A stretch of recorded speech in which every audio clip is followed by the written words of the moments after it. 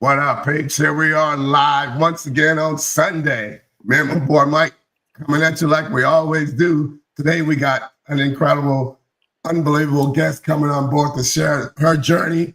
My voice is going to be kind of down and out, so I may let Mike take over all of this, but I'm going to keep talking as long as I can. What's going on with you, Mike? Hey man, just living life, man. You know, when you get 66, man, you just take it every day, one day at a time, man, and be the best person you can be that day, man. My brother, you know how we do it. But Yep, anyway, yeah, yep, man, yep. I'm so excited about this guest, man, that you brought on, man. She's inspiring, man. Yeah, Uh, yeah. Very inspiring, very inspirational. I think you guys gonna get a lot out of this, man. Some of you guys, you're gonna feel it. You're gonna feel it, man. And why don't you introduce her and then we'll start. All right, well, I'm going to first introduce her as my best friend. Then I'm going to introduce her as my sister. We call each other brothers and sisters. And her name is Ayanna Wilcher. And she is here today to tell you that she fought cancer and she won. So she's going to tell you some things that she experienced.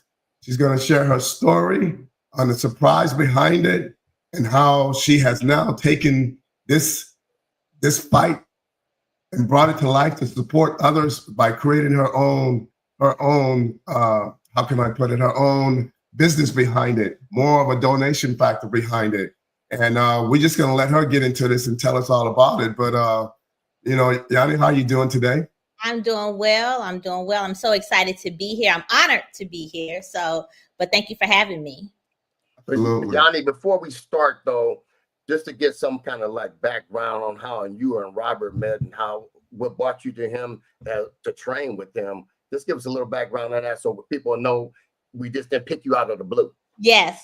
So we always share this funny story. So I had been wanting to do strength training, and I've been praying. I said, God, I want to get this done. I want to have a good trainer. I want to have a great experience because not all trainers are made the same. So exactly. I never forget leaving a Rice game in the middle of like coming back at midnight, and I saw a sign for a phone number for free fitness training, like out of the blue. I have no idea. I called it, scheduled an appointment. So then when I came into the gym, the gentleman who had greeted me did not necessarily look like a trainer type. And so when I saw him, I was like, oh, okay. And so he said, you're going to be training with Robert. And those who know Robert, they know he looks like a trainer. And so when I saw him, I was like, oh yeah, I can work out with him. And it's so crazy because God puts people in places before you even need them. And so Robert and I've been riding an epic journey. I totally agree with you on that. Yes, an epic journey. And then it went from trainer, and then this is my brother. Like whatever he needs, and we moved into his own facility. We there helping them move them salon chairs out and stuff. But it's definitely more than just that client relationship. He's definitely become family. Awesome. That's awesome. Absolutely. So Yanni, just kind of give them a little bit, on how the role in fitness and your mindset played in all of the things before the diagnosis. Yeah, so I would say that it prepared me. I had that strength to prepare for the road I was getting ready to go down, and it also too has helped in my recovery. Again, it's one of those things is you need to prepare your body for it. Like you don't just say, oh, I'm gonna get up and start running a marathon. No, you need to start to prepare for a marathon. And I'm thinking a marathon could be anything hard that comes your way, and you got to get your body right and prepared for it. And it's so funny because even for each of my surgeries, the way I prepared for surgery, I would tell my doctors, oh, we a team here. Like I'm helping y'all. And so Robert, right before my mastectomy surgery, I was in the gym running. And I'm like, if I can get this 12-mile pace up, my heart and lungs, we all on the same page, we're going to be fine. And that has helped me to recover and prepare for the journey that I have been in. And I just want to touch on that. And I'm hoping the people out there are hearing what she says, because we speak on this all the time. and it helps so much in your mental recovery, your physical recovery. Just like you said, you were a teen and you got ready for that long journey, that marathon. And a lot of people don't do that. And that's what, when you said that, that touched me, because we speak on this all the time, me and Robert. And sometimes maybe coming from us, people might not get it, but coming from somebody like you, hopefully, man, it transpires into what they're about to have, something that's going on with them. Yeah. And I will say that when you are on the other side of cancer or in the midst of it, they stress fitness. You need to stay moving. They stress making sure you have your Apple Watch, track your movements, get up and do something every day, making sure you stay hydrated. The same things that you all talk about, it now has to be, if I want to continue to keep cancer at bay, I need to continue to do and take the steps that trainers like yourselves always tell others to do. Right on, right on. Well, what I just want to add to that real is that Yanni is a person, guys, that has no give. I mean, she's not giving up on a damn thing, and she's gonna give you 100%, even if she only got 60% left. She's gonna give you 100%.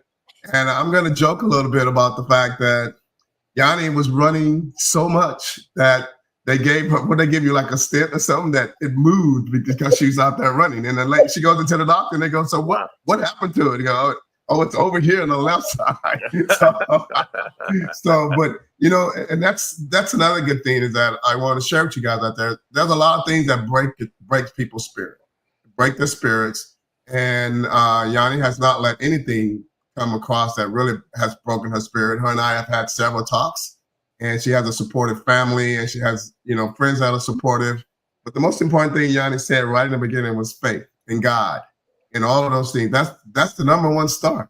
Mm-hmm. When you have faith and God got your back, always. Only the things that are supposed to happen is going to happen.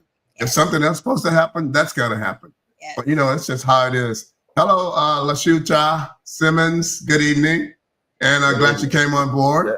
Welcome. But Yanni, so can you kind of tell people a little bit about after this diagnosis you became with this foundation? Can you give them a little bit of insight?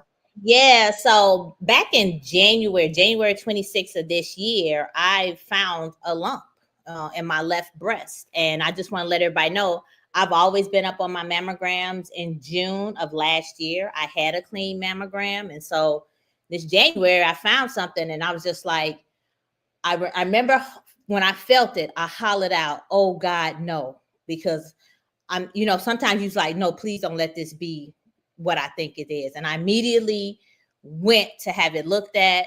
From there, I had to have a biopsy. And then on March 5th is when I was diagnosed, found out I had breast cancer. I was actually away at a Sigma Gamma Rho regional conference, and I had two line sisters that were with me. One was with me. I asked her to be on the phone with me because I had gotten a call before we flew out, and I never forget asking the nurse, well, why can't you tell me? And she said, well, the doctor has to talk to you. And I'm thinking to myself, oh, this is not good at all. And I remember we were on the flight. The flight was shaky, and everybody was like turbulent. And all I kept saying, this plane ain't going down because I got some news that I got to take care of when I get down on this ground. And so when we landed, I immediately got on the call to call the doctor back. The doctor had me on hold forever.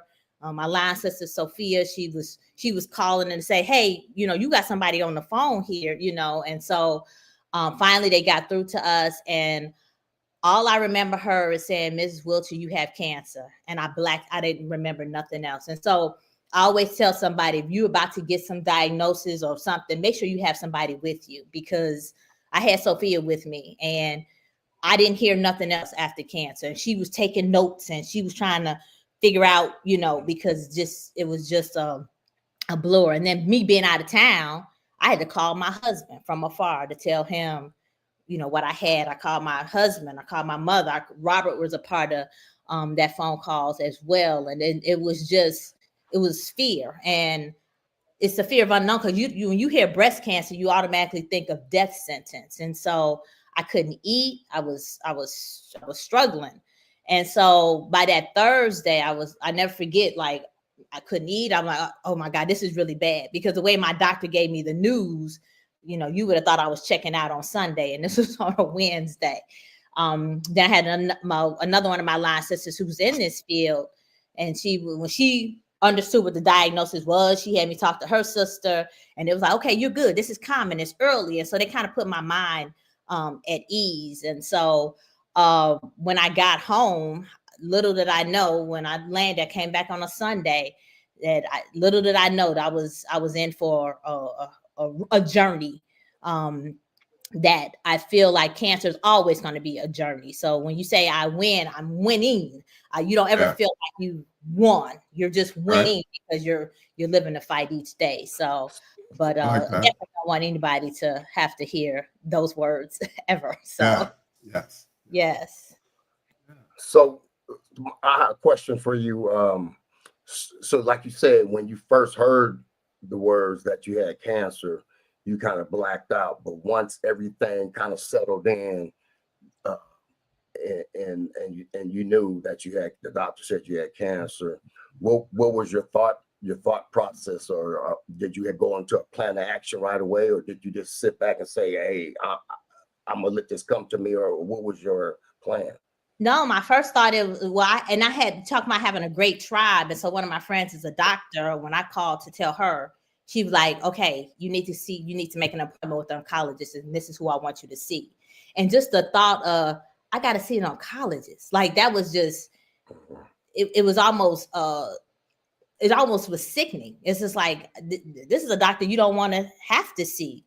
And so, but every step of the way, it was just like, I kept breathing, I kept praying, but I had people say, you're going to be okay. You're going to be okay. But also too, knew I had to realize, okay, you got to keep moving through this. One of the biggest mistakes that people do is when they find something, they don't want to get it taken care of. I found it, and I had to immediately go into, well, what is this? Even though I had, and we'll get to that later, but just the challenges of even trying to be seen and things like that. But it's like, I got to get this taken care of. I got to keep moving through this. But you can't feel like you in quicksand. You felt like, I felt like for days I was dying. Like I couldn't even look at past pictures of myself or videos, because it was just all to me like, is this the last? And I remember being at the conference and running into our president of our organization, and she was saying, I want you to do something. It's going to be for next year. And I silently cried, because I was like, I'm not sure if I'm going to be here next year. And so that's how I was feeling at the moment of that diagnosis. So it's not easy, but you got to keep moving. So with everything that has taken place so far, how would you say you have kind of reshaped your life, for yourself, faith, etc.? Yeah, so it's taking one day at a time, really taking one day at a time, because no day is the same. One day you could be up and feeling good. The next day you could be down and don't know why. One of the things I'm learning, that when you are in this journey, there's these limbo states where it's like you're not going anywhere, you're not moving up, you're not moving down, you're just in a stagnant state. And that's okay. And I had to learn that. And people who know me, I'm always go, go, go, go, go. Even in my recovery, it's like I couldn't sit down. It's like, oh, I can move my arms. You're just always trying to move. But sometimes God sidelines you, and he puts sideline periods in your life. And there's these limbo states. And through this journey, I'm realizing those limbo states are okay. They're normal. Just ride through them. So the faster you can get through it is the faster you can get to the other side. There you go. So how did your experience with your breast cancer, how did it reshape you after going through it? How did you feel dealing with the community afterwards as well? Yeah. So one of the things I would say is that it made me realize that I was not going to allow a piece of tissue to define me. Because that's what breast is. It's a piece of tissue. And when I first had my meeting with my oncologist, she drew out this roadmap of all if this happens, this will happen, or if this happens, this will happen. And in my mind, then the way we started, I had DCIS. It was going to be stage 0. And in my mind, it was going to be a lumpectomy, and we have radiation. But she gave me the whole path, and she said that I want you to do an MRI on both of your breasts because we want to make sure that both of them are good. And then from there, we'll discuss the plan of action. Well, what had happened in my journey was, and this is something else that I've learned, is like you got even your diagnosis, they could say one thing is one way and that could change. And so after I had my MRI, and I'll never forget going to that follow-up, there was a third spot that they had found. And she said, and there's third spot illuminated. So when you have an MRI and they do contrast, cancer lights up. And so she said, your lymph nodes were clear, your right breast was clear, but we found a third spot on your left. And it was too far away from the other two, because at this point the one had turned to two, and I used to call it Beulah. So people who knew it was like, I'm not claiming this is breast cancer, this is Beulah. You know, she got to go. Gave it names, huh? Yeah, give it a name. She got to go. And so my doctor's like, I got to do another biopsy, and she was amazing, Dr. O'Shea. I love her, and I'm thinking she's going to reschedule me. She's like, no, we're doing this now. And so she did the biopsy in the office. That was on a Tuesday, and then that Thursday before Easter, I got the daunting news. So we went back to the flow chart, and it was like, if it was this, and if it was another spot, then we need to talk about having a mastectomy. But I remember in that office when she did the biopsy, that's probably the first time I broke down and cried, because something told me that I was going to lose my breast. And so that Wednesday, the whole time, I'm not gonna say so, it was God. It was, I'm going to lose my breast. And then when she told me that Thursday that I was going to lose it, it was no more crying at that point. I kind of prepared myself for my breast was going to go. And so again, that community piece did not come in until actually after me having my mastectomy. And so in fact, I threw a party that Sunday before my surgery. I was like, my breasts have been with me all my life. We're going to celebrate her as she goes out. And so I did. And so it was just me reclaiming what was about to happen to me. And so having that mastectomy was what I had needed. But I will say I never let it define me. And I never had a moment of where I felt like I had lost something. But I do think that was because I had a great plastic surgeon, and they did some intermediate things that still allowed me to be whole. So I never had that place of being fully flat chested, where some women have gone through that. So, but it was during that, it made me realize that what resources are out here for women after they have a mastectomy. I remember the things that I needed, like a wedge pillow. And I was thinking about the cost of all of this, because breast cancer it can cause a financial drain. It's one of the top cancers that can cause financial toxicity on a family. And so I was thinking about all the things that a woman would need, like an extra bra, like, you know, that costs money, and you can't stay on your back. So sometimes it's not enough to have pillows. So what about a wedge pillow? So it was just some of those things. But for me, it was how I heal is not focusing on myself. It's like, how can I help others in this journey that I'm in? And so that's where my organization, the thought of it, how can I help more women? All of that had come about as well. So let's talk a little bit about your, you've kind of hit on some things that I was going to ask, you know, like how did it affect you spiritually and how your life has changed and all that, but you definitely cleared that up with everyone. And so if you can now bring us back into the community on how you're going to go about with your foundation, if you could tell everybody what's the name of it and how you came up with it, and et cetera. Yes. The name of it is Rising in Grace. And how I had come up with the name is, as you are recovering, or as I was recovering, when a woman loses her breast, sometimes there's a lot that you feel like that you're losing, that being feminine, being a woman. But it's how do we make sure that we still have grace for ourselves in this healing process? It's almost like rising out of the ashes and keeping our head above and keeping our crowns on. And so, so the name came to me like Rising in Grace, because that's what I want to make sure that any woman who is going through this, she's rising in grace, but there's a community of support that's behind her. That's helping her through this. And so that's how I come up with the name. My goal was 50 kits. And so just been doing crowdsourcing. As of Sunday, I had done a fundraiser. We're over 30 kits now. And I am blessed to now be a part of Angels Surviving Cancer, which is a 15-year organization here in the Houston area. It was started by Janice Workuff, who is a 37-year breast cancer survivor, and just their work that they are doing to not only helping women that are going through the cancer, but their families with scholarships and support for those individuals. And so I have been asked to be on the board this year, which I'm very excited about. And so that is one platform or organization I'm going to be working with. To get the message out and for women to be able to support, to be able to request the kits. Right now I have distributed some, and that has been word of mouth from individuals who know about the organization or individuals who were donating.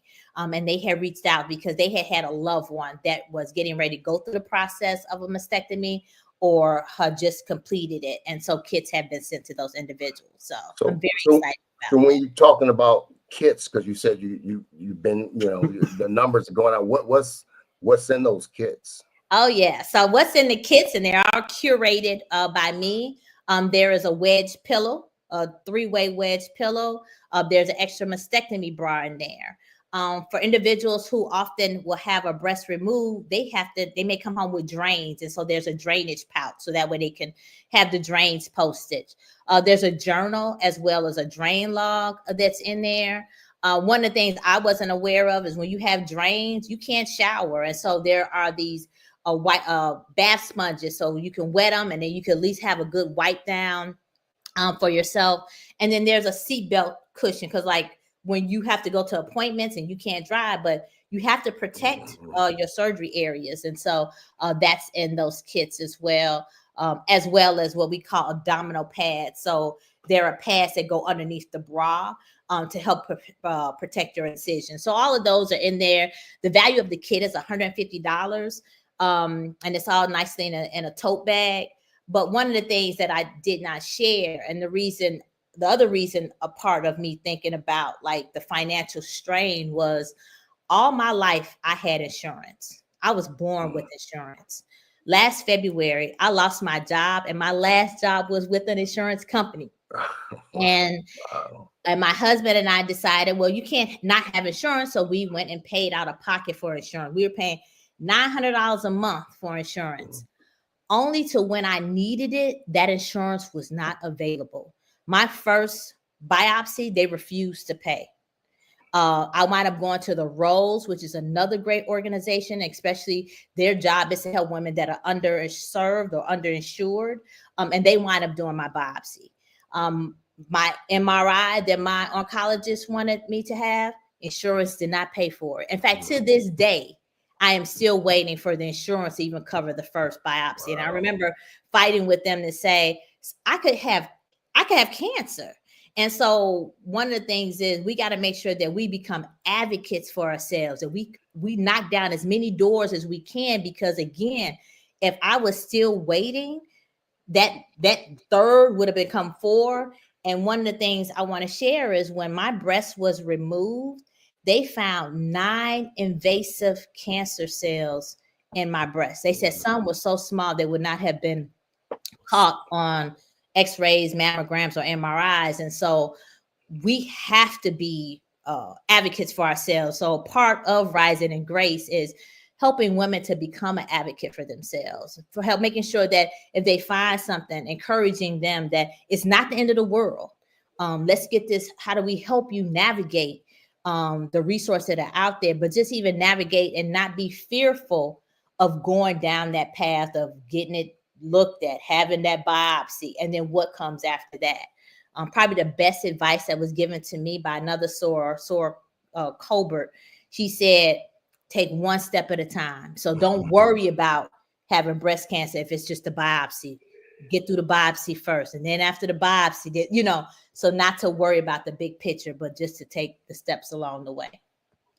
Awesome. So with these really nice kits that you're talking about, What are you hoping that when women receive them for the first time, that as you didn't have all of that stuff, what are you hoping that their response will be? I'm hoping the first response is that there's care, that they feel like they're not alone, that there are other individuals out there, and that there's comfort and dignity in the healing process. And so there's a letter that goes into the kits that does this as well. But I really do want them to realize this is for comfort. You're not alone, because that's the thing. It's unfortunately, breast cancer is hitting people younger and younger. And so, but there's comfort in that healing. You need that comfort in healing. But again, you're not alone. So that's what I'm hoping that they'll get out of receiving those kits. And it seems like the kits are personal, because that's something that you experienced and that's something that you felt that you needed. And how did you come about saying, hey, these are the things? Because, you know, this has touched me because my mom had breast cancer, and I saw all the stuff that she, you know, went through. I went through it right there with her.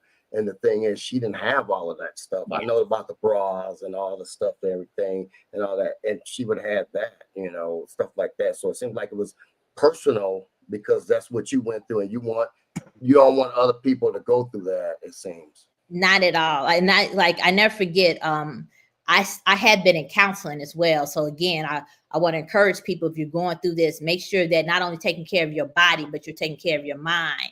And I never forget my counselor. She said to me, at this point in time, somebody's getting that breast cancer diagnosis like you got. And she said, my face went flushed. And again, how can I make sure that women, it's easier for them, that they're not alone, that it doesn't feel like they're going to die, that it's just like, okay, I'm going to live, I got to fight, and I'm going to be living differently, but it does not define you. So. Wow. So, man, you don't know this, but Honey is a coach, right? He's a real dude. And, you know, me being so close to them and seeing the travel time that this brother go back and forth, come back and take care of his wife. So, you know, it's solid from the ground up, right? And so it's just so, every time I see Coach, I call him Coach, his name is Gerard, but every time I see him, I put myself in this position sometimes, just realize what it must be like to be out of town. Yeah, to be out of town and then have to get back, and you know, and your honey's sick and you're away, but you got to do what you got to do. So, you know, I would just say, you know, Coach would say, I just got to call the audible, right? Yeah. I call the audible, and we'll figure out what play we're gonna run next, but we'll make it all happen. But I appreciate that, dude, and Yanni, you know, everything you said so far is something that will be uplifting for all of the people out there that are listening to this, you know, by taking it serious, because no matter what, this has been touched. Yes. This cancer has been touched by so many people. Yes. that don't have any outsiders to talk to, that don't know what's going on. And so I say to you, and I ask you, is that what made you think that this became your calling? Well, first of all, my big brother told me that as I go through this, I need to make sure that I turn it to helping others. And again, one of the things that Janice from Angel Surviving Cancer, she said a lot of times people, they go through their cancer journey and they don't look back. They don't share the secret sauce of they just like, I got through it and I'm gone. And I never forget, somebody told me God probably chose you because he knew that you would share your story, that you would, you know, make sure that people had the secret sauce. And so again, as I was going through it, I've always been the type of person that wanted to help others. And so how can I help others with my story? And it's not easy. Like not all days are the best. In fact, week 3 of me, after me having my mastectomy, was probably the darkest time that I had. All of that confidence that you had, all of that beauty you had, it was just subsiding. And again, it was just one of those things that I said, I got to ride it out, because you can't, if you fight it, it's going to catch up with you. But if you ride it out, you can get through it fast. You can get through that storm faster. And so, like I said, it's been a journey. It still is a journey. Even on this other side, and it's hard to say I'm on the other side of something that I never wanted to claim. I never wanted to call it. I was calling it Beulah. And it's hard still because you're like, you still looking over your shoulder like, well, I don't know how I got this in the first place. And is it coming back to get me in some other form? And, I keep asking like, oh, can I eat this? And I'm looking it up. Oh, can I be eating this? And looking at, like driving myself crazy. And somebody finally said, just live. Like moderation is key, but don't stress yourself trying to figure out what not to do. So that you can move forward. So again, it's just making sure I help others. And I always tell women, get yourselves checked. Go get those mammograms. Find organizations that will, if you don't have the insurance, or if you're underinsured, there are organizations that are out there like the Rose that will allow you to have those resources or be able to have a mammogram for little or nothing. But early detection, early. And that's what happened with me. I called it early, and I took the bulls by the horn to say, okay, something's here. It got to come out. And unfortunately, mine was cancer. But again, losing a breast doesn't define you. Losing that tissue doesn't define you because, Lord knows they give you double for your trouble. And hey, I got 2 new ones right now, so I'm all right. So. Excellent. And I don't want to kind of change the mood, but what have coming out of this process? What is the one thing that you can say that you're the most proud of? I think the thing I'm the most proud of is, one, rising in grace, and what I'm about to do with that. But I'm the most proud of is the relationship with my husband. Like, we've been 28 years, and we have definitely attested sickness and health. And so it's like, how do we make sure that we can continue to take care of each other? And so I think I probably said that is because anything like this could it rips relationships, marriages, and things like that. And I think being able to say, yep, we still on this rocky boat. We riding it hard and we thick as thieves. But I would say that is probably one of the things I'm most proud of outside of rising in grace. And that right there, that's beautiful. I commend you guys on that because, like I said, my mom had breast cancer, and that was one of the things that when I looked at my dad, and he stayed with my mom through that whole process and everything, just like your husband did. That's a testament to the kind of man that he is. So yes, commending him as well. Yes. Yeah, buddy. Well, sister, get a little deeper with this now. Let's talk. It can't get any deeper, right? But oh, yes, it can, right? Yes. So what advice, if you have to reflect on everything, what advice would you go and share with, who's going through this journey? You know what I mean? One is, first of all, making sure you have a strong support group. You're going to realize that not everybody is meant to be in this journey, and that's okay. Give them grace, because it not only affects you, it's affecting those that are around you as well. So making sure you have that strong support group, giving yourself grace and giving them grace, because they've never been through it, just like you haven't been through it. But also to have an outlet. And so one of the things I hadn't shared was I had started a hobby before I even knew I needed this hobby. And so I was doing diamond art, and it allowed me, it was very therapeutic for me. But when I did my fundraiser last Sunday, I really walked individuals through how the pieces were a part of my journey. And so have some type of outlet. Like one of the things in my cancer support group, every week it was something different. Like one week it was, for the next 30 days, write affirmations to yourself that you create. Now you're not going out to, but write affirmations to yourself, write them down. Another week was like grow something. But it's definitely, as you're going through it, have an outlet. So have that strong tribe, have some type of outlet.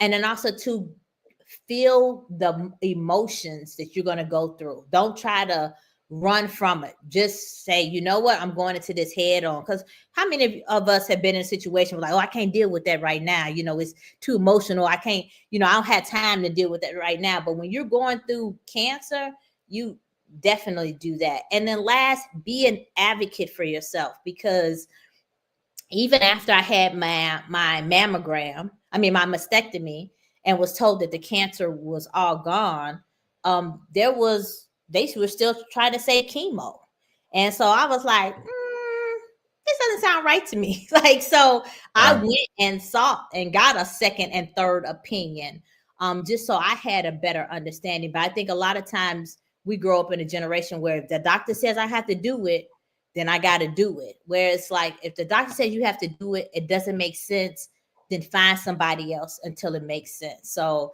if one other medical oncologist told me that I needed to probably have chemo, then I would have probably listened, because it would have been 2 out of 3. But I had 2 out of 3 that said no to me needing chemo. So my process was surgery. And so that was another thing that I had learned, the difference between a medical oncologist and a surgical oncologist. And at the time, that ignorance, I didn't know. Somebody told me to go to this oncologist, and I went to her, and she happened to be a surgical oncologist. And so that's how my process had started with surgery.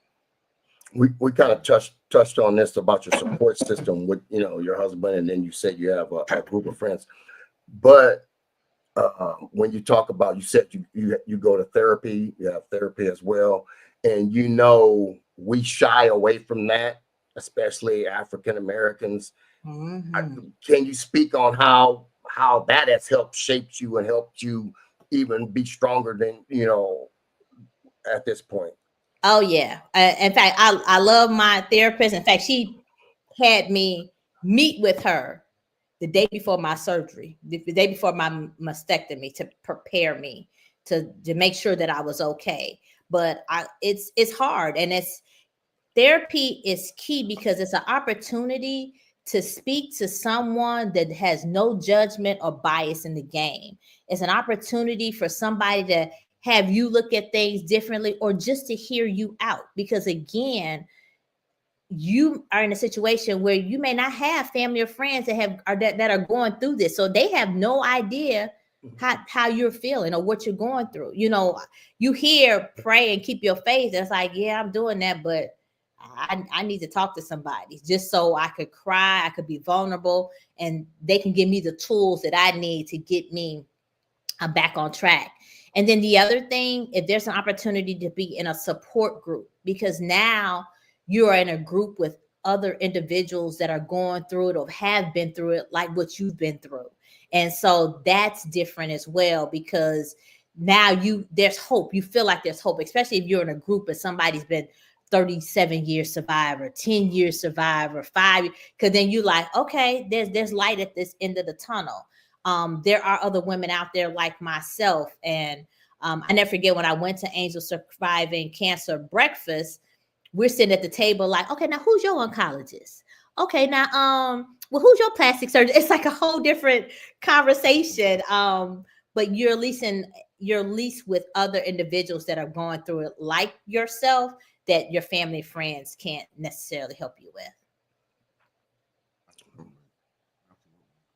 Well, I think you shared a lot that a lot of people are going to be able to feed off of, and hopefully that they will take this to light and understanding that it's something that they can share with someone else and share with someone else and share and share and share. So hopefully that this message get across to a lot of people. But if you can kind of just give us, some of your listeners, a little bit about Rise and Grind and where you're going to go through the donations and stuff like that. Yeah, so Rising and Gracing, and I'll make sure I can send out, I have a donation link, and I'll make sure that I'll send it out to you. So individuals, if they want to donate to Rising and Grace, and then also too, I have an Amazon wish list that we have, if they want to go to that as well.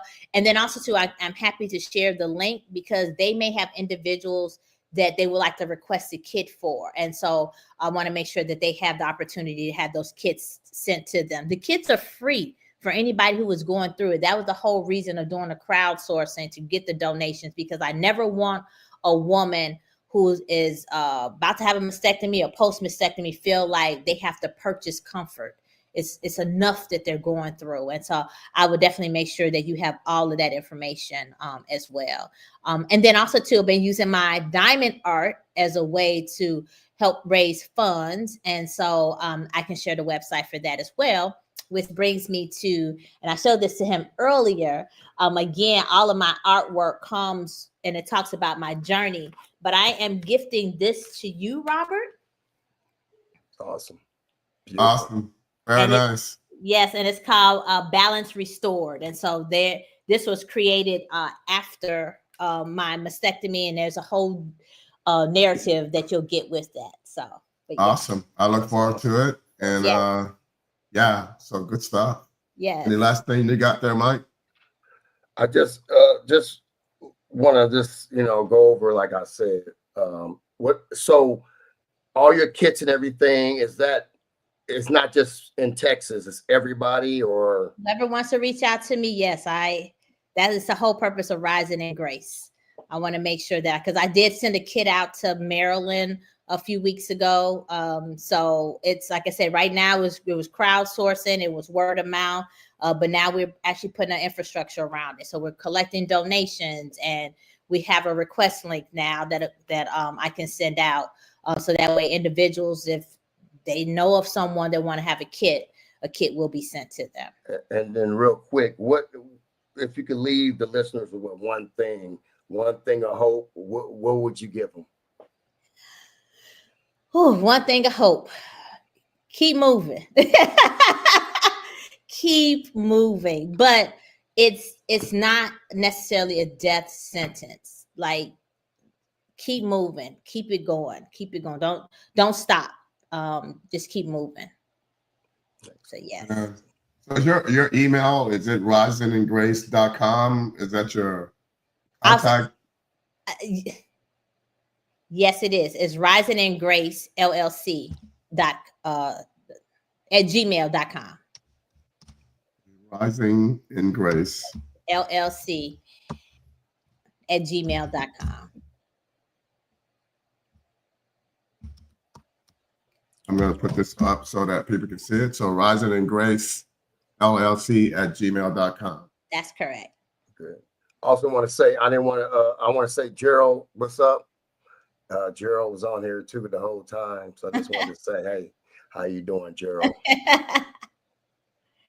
Yes. That's it right there.